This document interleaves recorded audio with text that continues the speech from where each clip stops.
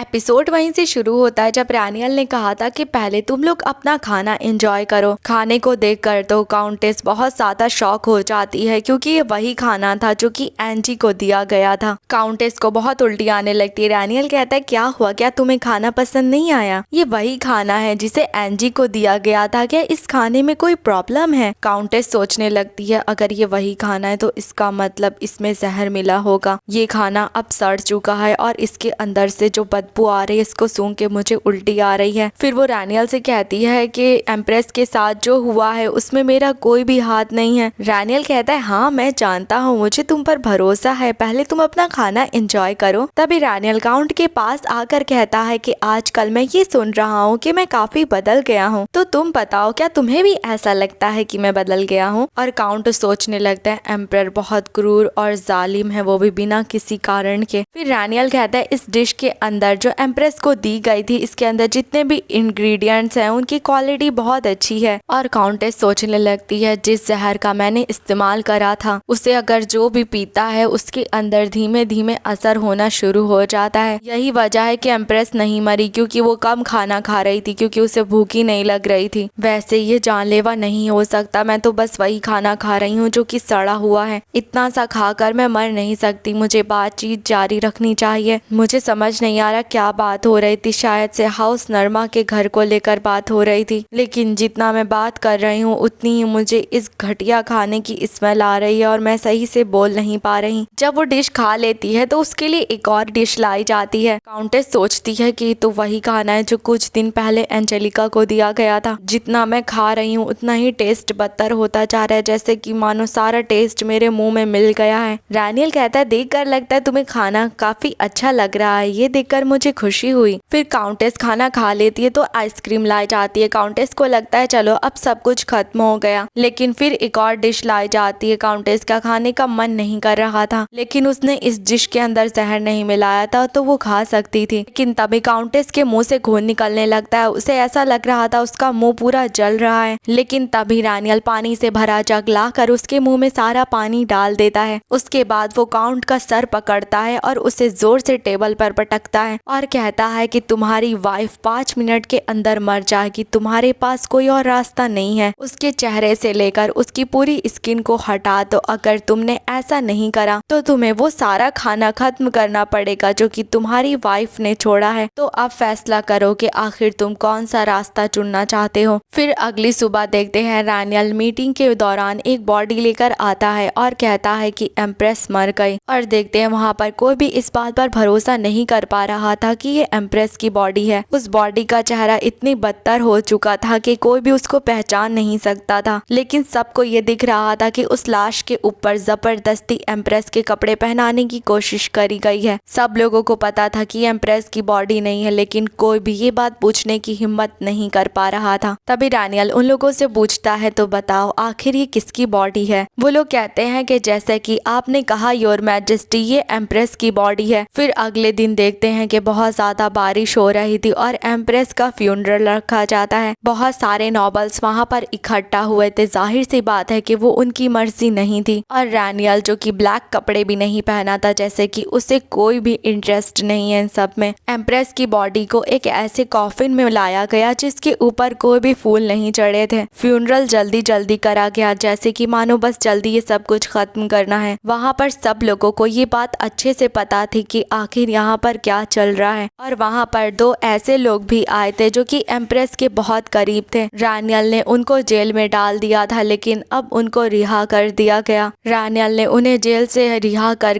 Empress के palace में कैद करने का चुना। हालांकि ये बात जाहिर थी कि एम्प्रेस का कमरा अब पूरा खाली पड़ा था। फ्यूनरल के दौरान सीसा ने खुद को रोकी थी, लेकिन जब एम्प्रेस के कमरे में आई तो फूट फूट कर रोने लगी। सीसाने को ये बात अच्छे से पता है कि एम्प्रेस नहीं मरी है, क्योंकि एम्पर उससे इतना प्यार करते हैं तो ऐसा हो ही नहीं सकता कि इतनी बेइज्जती के साथ उसका फ्यूनरल रखा जाए। लेकिन सच तो ये था कि अब एंजेलिका का फ्यूनरल रख दिया गया था। सीसाने को तकलीफ हो रही थी कि एंजेलिका खतरे में थी, लेकिन सीसाने उसे बचा नहीं पाई। लेकिन आखिर सीसाने को कैसे पता चलता, क्योंकि वो तो पूरे वक्त कालकोठरी में थी। और सिल्विया ये सोचने की कोशिश कर रही थी कि आखिर एम्पर ने एम्प्रेस को कहाँ पर छुपा कर रखा होगा, या फिर कहीं ऐसा तो नहीं है कि इस बार सच में एम्प्रेस से दूर भाग गई और वो हॉली नाइट जो कि एम्प्रेस को भगा कर ले गया था, आखिर वो इस वक्त कहाँ पर है? मैंने उसे फ्यूनरल में भी नहीं देखा। क्या उसे कहीं और कैद करके रखा गया है, या फिर शायद उसे कैद नहीं करा गया बल्कि अब वो मर चुका हो। फिर अगली सुबह देखते हैं एम्प्रेस के फ्यूनरल के अगले दिन ही एक सेरेमनी रखी जाती है। नरमा को मेडल मिलता है क्योंकि एम्प्रेस के बेहोश होने के बाद सबसे पहले उसी ने पता लगाया था इन सब के पीछे हाउस फेलियन है। लेकिन अजीब बात तो ये थी कि आखिर उसे मेडल क्यों मिल रहा है? क्योंकि वो एम्प्रेस पैलेस की हाउस कीपर है, तो ये जाहिर सी बात है कि सारी जिम्मेदारी उसको लेनी पड़ती। अगर कोई भी होता तो वो डचेस नरमा को इन सब का जिम्मेदार ठहराता। फिर भी उसे मेडल दिया जा रहा है। वो तो एम्प्रेस को जहर दिलवाने से भी नहीं रोक पाई थी। हालांकि सब लोग अवार्ड सेरेमनी में आए, बल्कि इससे एक दिन पहले ही एम्प्रेस का फ्यूनरल हुआ है। और रही बात डचेस नरमा की, तो उसे इस वक्त बहुत ज्यादा डर लग रहा था। सेरेमनी से पहले डचेस नरमा ने रेजिग्नेशन लेटर लिखा था कि वो अपनी जॉब छोड़ रही है क्योंकि वो अपनी जिम्मेदारी को सही से नहीं निभा पाई। उसने सोचा था कि ये बेहतर रहेगा कि वो जल्दी से इस कैपिटल को छोड़कर चली जाए। लेकिन नरमा को पता है कि आखिर मेडल का क्या मतलब होता है। एम्परर के हाथों जिसको मेडल मिलता है वो कभी भी कैपिटल छोड़कर नहीं जा पाता। इस वक्त रानियल ने हाउस नरमा को अपनी जंजीरों में जकड़ लिया था। रानियल नरमा से कहता है कि मैं उम्मीद करता हूँ कि तुम फ्यूचर में भी इतनी ही ईमानदार रहोगी। और डचेस नरमा के मन में तो बस यही चल रहा था, उसे बस यहाँ से भागना है। फिर उसी रात देखते हैं नरमा ने भागने का पूरा बंदोबस्त कर लिया था। वो कैरेज में बैठी यही सोच रही थी कि उसे जल्दी ही भाग जाना चाहिए था। मैं तो उसी दिन भागने वाली थी, लेकिन मुझे एम्परर ने बुला लिया था, इसलिए मैं भाग नहीं पाई। जल्दी से फेक फ्यूनरल भी रख लिया गया। मुझे नहीं पता था कि सब कुछ इतना जल्दी हो जाएगा। तभी नरमा का बेटा कहता है, मुझे बिल्कुल अच्छा नहीं लग रहा। हम लोग ग्रैंड मदर के हाउस क्यों जा रहे हैं और मैं कब कपड़े बदल पाऊंगा? मैं इन गरीबों की तरह कपड़े क्यों पहना हुआ हूँ? तभी नरमा अपने बेटे को घूरते हुए कहती है कि मेरी बात ध्यान से सुनो। फर्क नहीं पड़ता तुम्हें कितनी भी भूख लग रही हो, तुम्हें ये झेलना पड़ेगा। अगर तुमने मेरी बात नहीं सुनी तो मैं बिना किसी हिचकिचाहट के तुमको यहीं पर छोड़कर चली जाऊंगी। फिर उस बच्चे को ये बात समझ आ गई कि वो लोग अपनी ग्रैंड मदर के हाउस नहीं जा रहे हैं। फिर उनका कैरेज दरवाजे से गुजरने वाला था। जो गार्ड वहाँ पर पहरा दे रहे थे वो कैरेज मैन से सवाल जवाब करना शुरू कर देते हैं। तभी नरमा सोचने लगती, बाहर इतनी शांति क्यों हो गई? क्या पूछताछ खत्म हो गई? तभी दरवाजा खुलता है और वहाँ पर बहुत सारे सोल्जर्स खड़े हुए थे। एक सोल्जर कहता है कि पूछताछ खत्म हो चुकी है, हमें जिन चूहों की तलाश थी वो भी मिल चुके हैं। फिर देखते हैं कि वो सोल्जर्स नरमा और उसके हस्बैंड को बांध कर पैलेस वापस ले आते हैं। रानियल कहता है कि तुम लोगों को समझना बहुत आसान है, इसलिए बिल्कुल भी मजा नहीं आया और तुम लोग कितने ज्यादा पत्थर दिल हो जो इस तरह से भाग रहे थे। खैर जो होना था वो तो हो चुका। मैं जरा तुमसे पूछता हूँ, आखिर तुम क्यों भाग रही थी? नरमा कहती है कि ये सच नहीं है। रानियल कहता है, हाँ हाँ बताओ क्या सच नहीं है? तुमने तो मुझे सोचने पर मजबूर कर दिया। जिसे इतना अच्छा मेडल मिला है वो आखिर चूहों की तरह क्यों भाग रही थी? कहीं ऐसा तो नहीं है कि तुम दूसरी कंट्री के साथ मिलकर एक्टेलस को धोखा देने वाली थी? नरमा कहती है कि ये बकवास है योर मैजेस्टी, मैं कभी भी ऐसा नहीं कर सकती। रानियल कहता है, तो क्या तुम मुझे बता सकती हो कि आखिर तुम क्यों भाग रही थी? नरमा कहती है कि मैं नहीं भाग रही थी, आपसे ऐसा किसने कहा? तभी रानियल अपने सोल्जर से कहता है कि उसे अंदर लेकर आओ। देखते हैं कि वो लोग विस्काउंट की बेटी को लेकर आते हैं। रानियल विस्काउंट की बेटी से जाकर पूछता है, बताओ तुम्हारे फादर ने क्या कहा था? विस्काउंट की बेटी कहती है, उन्होंने बताया था हाउस नरमा दूसरी कंट्री से मिलकर एक्टिलस को धोखा देने वाले हैं। नरमा को तो बहुत शौक हो जाती है, उसे समझ ही नहीं आता यहाँ पर क्या चल रहा है। विस्काउंट की बेटी आगे कहती है, उन्होंने एम्प्रेस को जहर दिया ताकि वो एक्टिलस को और कमजोर कर सके। किसी को फंसाने के लिए उन्हें एक बकरा चाहिए था, इसलिए उन्होंने हाउस फेलियन को फंसा दिया कि उन लोगों ने जहर दिया है। नरमा सोचने लगती है कि क्या विस्काउंट ने मुझे धोखा दिया? हाउस नरमा के बिना वो कुछ नहीं था। वो तो अपनी बेटी को एम्प्रेस भी बनाना चाहता था और मैं ही थी वो जिसने कि उसकी बेटी को एम्प्रेस की अटेंडेंट के तौर पर रिकमेंड करा था। और सबसे बड़ी बात, वो एंजेलिका को जहर देना चाहता था जो कि बहुत रिस्की था। यहाँ तक कि वो अपनी बेटी को एम्परर के बेड चैम्बर में भी भेजना चाहता था, लेकिन मैंने ही उसको रोका कि ये सारे प्लान बकवास हैं। फिर वो रानियल से कहती है कि योर मैजेस्टी ये सब कुछ झूठ है। काउंट ने ही एम्प्रेस को खुद जहर दिया है, उसने मुझे बताया था। रानियल कहता है, क्या सच में? लेकिन मैं तो उसी बात पर भरोसा करूंगा जो कि विस्काउंट ने कही है। मैंने तुम्हारे तुम्हारी बात पर भी भरोसा करा था कि काउंटेस ने ही एम्प्रेस को जहर दिया है, तो फिर मैं उस बात पर भरोसा क्यों नहीं करूं जो कि विस्काउंट की बेटी कह रही है। और ऐसा लगता है कि तुम हर बात से इनकार कर रहे हो, तो फिर ठीक है सोल्जर्स, इन लोगों को ले जाओ यहाँ से। नरमा कहती है योर मैजेस्टी, आप जो कर रहे हैं ना, आपको पछतावा होगा। आपको उस औरत को मार देना चाहिए, इसी तरह से आप एक्टिलस को बचा सकते हैं। आखिर आप उस बात को मानने से इनकार क्यों कर रहे हैं जो कि सब लोगों को साफ नजर आ रही है। लेकिन रानियल उसकी बात का कोई जवाब नहीं देता। देखते हैं उनके जाने के बाद वहाँ पर सन्नाटा छा जाता है। विस्काउंट की बेटी सोचने लगती है आखिर चीजें गलत कैसे हो गई। मेरे फादर ने कहा था मैं सब याद रखूं, मुझे पता था ये सब झूठ है, लेकिन उन्होंने मुझे ऑर्डर दिया था। फिर वो रानियल से कहती है योर मैजेस्टी, अब हमारी फैमिली सेफ रहेगी ना। रानियल कहता बिल्कुल भी नहीं, मैं इस बात का यकीन दिलाता हूँ, अंत तक तुम सब लोग सफर करने वाले हो। फिर नेक्स्ट सीन देखते रात हो रही थी। रानियल अपने पैलेस में आकर सोच रहा था कि मैं गलत था, मुझे लगा था कि वो पहले की तरह रहने लगेगी तो वो बिल्कुल ठीक हो जाएगी, लेकिन मैं गलत था। मुझे नहीं पता था कि वो लोग एंजी के साथ ऐसा कर देंगे। मुझे उसे एम्प्रेस के पैलेस नहीं छोड़ना चाहिए था, मुझे उसे शुरुआत से अपने पास रखना चाहिए था। मुझे इस बात को नजरअंदाज नहीं करना चाहिए था कि वो मुझसे डरती है। अब जब मैं सोच रहा हूँ तो आखिरकार मैं उसे वो चीज दे सकता हूँ जो कि वो सच में चाहती है। अब मैं उसे उसकी मर्जी के मुताबिक सुकून दे सकता हूँ और उसकी हिफाजत कर सकता हूँ। यहाँ पर आकर कोई भी उसे तकलीफ नहीं पहुँचाएगा। अब वो सुकून पा सकती है जो वो हमेशा से चाहती थी। बेहोश होने से पहले उसने मुझसे एक फेवर मांगा था, इसलिए मैंने सिसाने और सिल्विया को छोड़ दिया। जब एंजी एक बार ठीक हो जाएगी तो मैं उन लोगों से एंजी को मिलने दूंगा। अब सब कुछ परफेक्ट है, तुम बिल्कुल सेफ हो, इसलिए अब अपनी आंखें खोलो मेरी प्यारी एंजी। एंजी को देखते हैं जिसे अभी भी ट्यूनिया के गॉड की आवाज सुनाई दे रही थी कि रैनियल को मारकर उसे आजादी दे दो। और एंजी अपने आंखें खोलकर सोचती है कि ये एक ऐसी जिम्मेदारी है जिसका बोझ बहुत भारी है। उसे अपने हाथ में ट्यूनिया के गॉड का एक बाल नजर आता है, इसका मतलब कि वो कोई सपना नहीं देख रही थी। एंजी सोचने लगती है मुझे तो जहर दिया गया था, मैं पैलेस के अलावा ही कौन सी जगह पर हूँ। मैं सच में बेवकूफ हूँ, मुझे पहले ही समझ जाना चाहिए था आखिर यहाँ पर क्या चल रहा था। फिर एंजी अपने सामने देखती है तो रैनियल उसी के पास था और सो रहा था। एंजी सोचने लगती है ये यहाँ पर क्या कर रहा है, क्या ये इस पूरे वक्त मेरा ख्याल रख रहा था। सोते वक्त ये कितना मासूम नजर आता है। मुझे ये बात पता चल गई है कि मैं सपना नहीं देख रही थी और मैं सच में ट्यूनिया की सेंटेंस हूँ। मेरी जिम्मेदारी है एम्पायर को मारना ताकि मैं एक्टिला और उसके एजेंट के बीच का रिश्ता हमेशा के लिए खत्म कर सकूं। एक्टिला मुझे मारना चाहता है लेकिन रैनियल किसी तरह से खुद पर कंट्रोल करके ऐसा होने से रोक रहा है। हमारा रिश्ता कभी भी टूट सकता है, इसलिए मैं बेतुकी भावनाओं में नहीं आ सकती। तभी रैनियल कहता है कि तुम यहीं पर आराम करो, मैं तुम्हारे लिए कुछ खाने के लिए लाता हूँ। तभी एंजी रैनियल की तरफ देखती है जो काफी परेशान लग रहा था और उसके हाथ भी कांप रहे थे। फिर देखते हैं कि रैनियल उसके लिए खाना लेकर आता है और उसे अपने हाथों से खिलाने लगता है। फिर एंजी रैनियल से कहती है कि ये बताओ मैं कितने वक्त से बेहोश थी। रैनियल कहता है कि 10 दिनों से। एंजी हैरान होकर कहती है क्या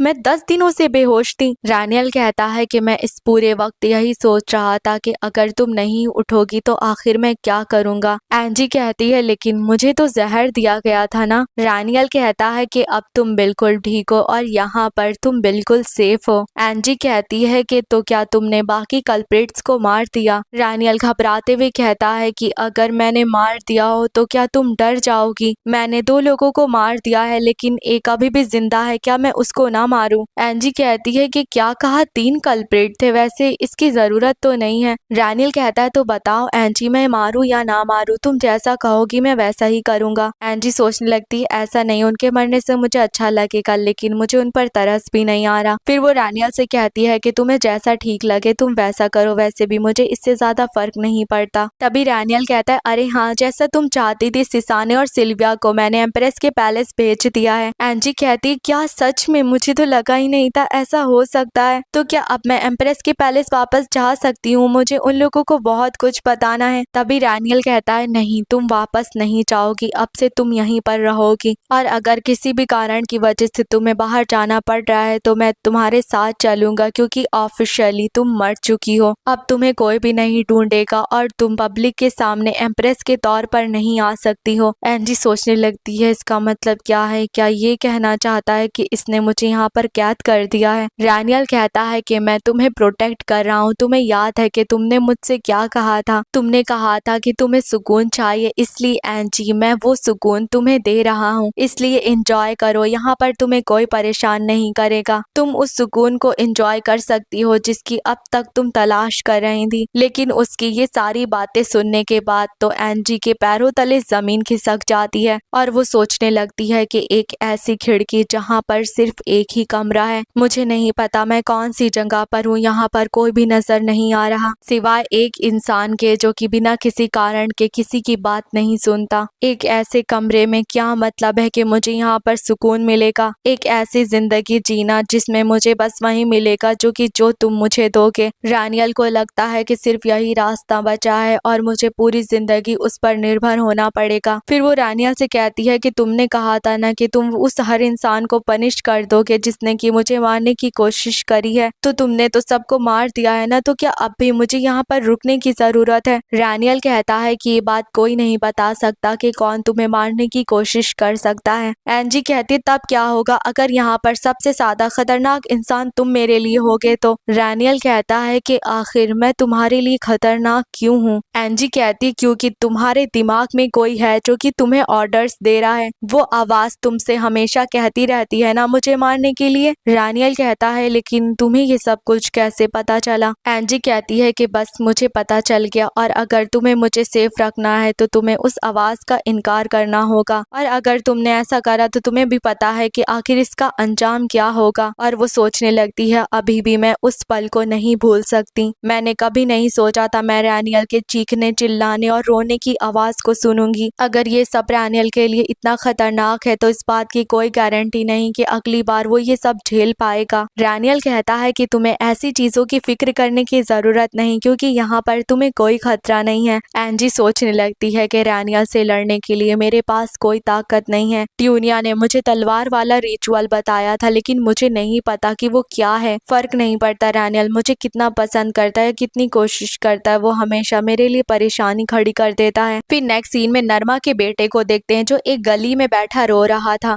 वो पिछली रात का वक्त याद करता है जब सोल्जर्स उन लोगों को पकड़ने के लिए आए थे तो नरमा ने अपने बेटे को डब्बों के पीछे छुपा दिया था, इसीलिए वो वहां से बच निकल पाया। उसे कोई आइडिया नहीं है कि उसकी फैमिली के साथ क्या हुआ, लेकिन उसे एक बात तो अच्छे से समझ आ गई है कि अच्छा वक्त अब खत्म हो चुका है। अब उस लड़के के पास सिर्फ एक ही टाइटल है, वो भी नोबल का, लेकिन अब वो टाइटल किसी भी काम का नहीं है। अब इस वक्त वो बस एक ऐसा बच्चा बना हुआ है जिसको बस भूख लग रही है। लेकिन बाकी बच्चों की नजर में उनकी गली में एक ऐसा लड़का आ गया था जिसे कोई भी नहीं जानता, इसीलिए एक्टिलस के बाकी बच्चों के लिए वो एक शिकार बन गया था। नरमा का बेटा सोचने लगा आखिर इन लोगों की हिम्मत कैसे हुई ऐसा करने की, इनको पता भी है कि मैं कौन हूँ। तभी वो एक बच्चे के ऊपर पत्थर फेंक कर मारता है, लेकिन ये नरमा का इलाका नहीं था इसलिए बाकी बच्चे भी उसके ऊपर पत्थर फेंक कर मारने लगते हैं। तभी वहाँ पर कोई आकर चिल्लाता है तुम लोग क्या कर रहे हो, और तभी सारे बच्चे वहाँ से भाग जाते हैं। वो आदमी नरमा के बेटे से पूछता है कि तुम कौन हो, तुम्हारे पेरेंट्स कहाँ पर हैं। नरमा का बेटा बहुत ज्यादा रोने लगता है। वो आदमी कहता है अरे बच्चे चुप हो जाओ, मैं बुरा इंसान नहीं हूँ। तभी वो आदमी अजीब सा चेहरा बनाते जिस वजह से नरमा का बेटा चुप हो जाता है। फिर वो उसे अपने घर लेकर आते हैं और देखते हैं कि वहाँ पर पहले से ही बहुत सारे लोग मौजूद थे। वो आदमी उन लोगों से कहते हैं इस तरह से उस बच्चे को देखना बंद करो, वो डर जाएगा। मुझे लगता है कि वो खो गया है, मैं उसको खाना खिलाकर उसे वापस भेज दूंगा। देखते वहाँ सीढ़ियों पर कोई बैठा था और कहता है कि तुम्हें लगता है कि ये तुम्हारा घर है, जरा तुम्हारी हिम्मत तो देखो, किसने कहा कि तुम्हें उसकी मदद करने का सौभाग्य मिला है। और देखते हैं कि सीढ़ियों के ऊपर कोई और नहीं बल्कि एडन बैठा हुआ था।